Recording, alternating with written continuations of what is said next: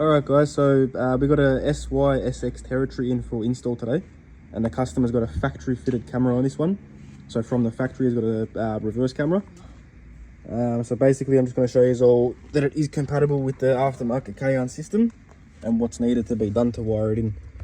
So just up here, so on the left of the driver's pedals, you've got this little video control box. So this is where the factory camera wiring actually runs into. So it's just two 8mm bolts that hold this in. So one on the top, one on the bottom. So just to make your life a bit easier during this install, you just want to remove those two 8mm bolts, remove this whole box. That way you've got access to the two plugs that are located on the top. So basically you've got 3 wires that need to be tapped into. So on this plug on the left here, you've got your main ground and video.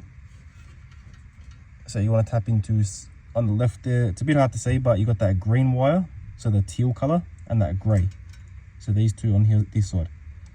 You want to tap your ground into the green and your video into the gray.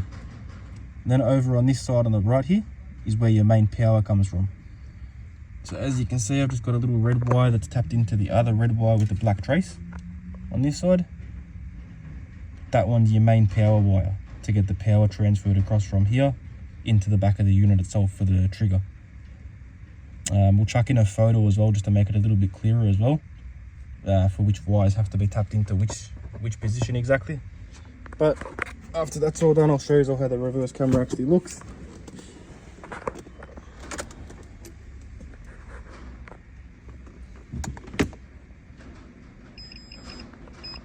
And that's it. So that's your factory reverse camera on a SYSX territory, still compatible with an aftermarket system.